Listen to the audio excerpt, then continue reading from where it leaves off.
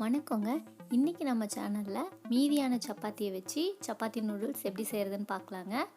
So எங்கள் வீட்டில் நேற்று நைட் செஞ்ச சப்பாத்தி 3 வச்சுருக்கேன். ஸோ இதை நூடுல்ஸ் மாதிரி ரொம்ப சின்னதாக வெட்டிக்கலாங்க. இந்த மாதிரி ரோல் பண்ணிவிட்டு வெட்டினீங்கன்னா லென்த்தாகவும் மெல்லிஸாகவும் நம்மளுக்கு நூடுல்ஸ் மாதிரி கிடைக்கும். ஸோ முதல்ல இதை கட் பண்ணிக்கலாங்க.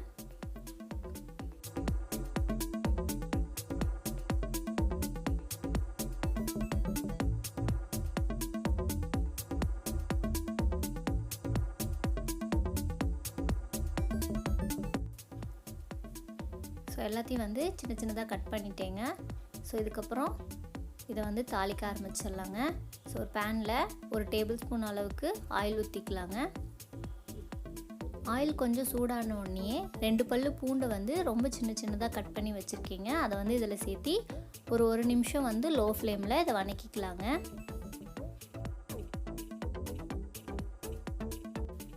நல்லா இது வதங்கினதுக்கு அப்புறமா முட்டைக்கோஸ் சேர்த்திக்கலாங்க. நீட்டமாக கட் பண்ணி வச்சுருக்கேன். எல்லா வெஜிடபிள்ஸையும் அப்படி தான் கட் பண்ணியிருக்கேங்க. ஒரு கேரட் ஒன்று, ஒரு பெரிய வெங்காயம், ஒரு பாதி குடமிளகாங்க. குடமிளகா நான் கம்மியாக தான் சேர்த்திருக்கேன். இதை லோ ஃப்ளேமில் ஒரு 2 நிமிஷம் நல்லா வதக்கிக்கலாங்க.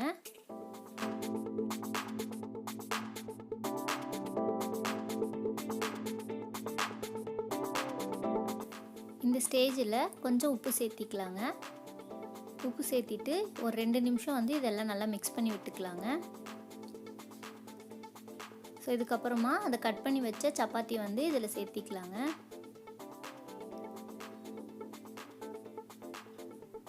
நல்லா எல்லா வெஜிடபிள்ஸும் மிக்ஸ் ஆகிற மாதிரி மிக்ஸ் பண்ணி விட்டுக்கலாங்க.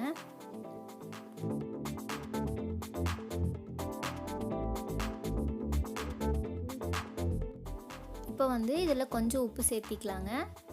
இது கூட ஒரு 1/4 லெமன் புழிஞ்சு விட்டுக்கலாங்க. 1 spoon soya sauce, 1 spoon tomato ketchup பிடிக்குன்னா இன்னும் கொஞ்சம் கூட சேர்த்திக்கலாங்க. பெப்பருங்க, காரத்துக்கு வேறு எதுவும் போட போகிறதில்ல. பெப்பர் உங்கள் காரத்துக்கு ஏற்ற மாதிரி போட்டு இது எல்லாத்தையும் நல்லா மிக்ஸ் பண்ணி விட்டு இறக்கிடலாங்க.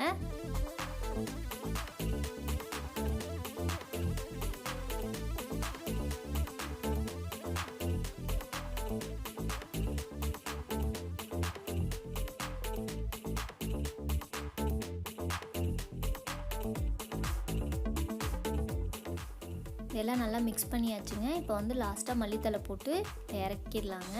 ஸோ இது கூட இன்னும் கொஞ்சம் கெச்சப் ஊற்றி குழந்தைங்களுக்கு கொடுத்தா ரொம்ப நல்லாயிருக்கும். பழைய சப்பாத்தி மாதிரியே இருக்காது, ரொம்பவே சூப்பராக இருக்கும். ஸோ இதை சூடாக சாப்பிட நல்லாயிருக்கும். ஆறிப்போனா கொஞ்சம் டேஸ்ட் கம்மியாக இருக்கும். ஸோ முடிஞ்ச வரைக்கும் சூடாக சாப்பிடுங்க.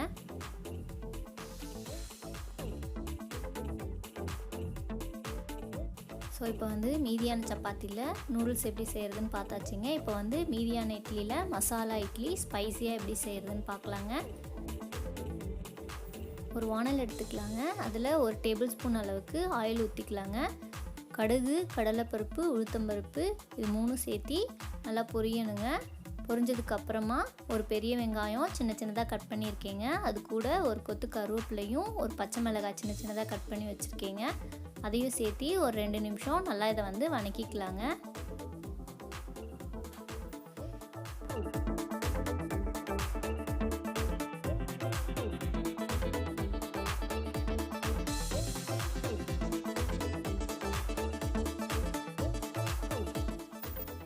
இந்த வெங்காயத்துக்கு தேவையான கொஞ்சமாக உப்பு சேர்த்திக்கலாங்க.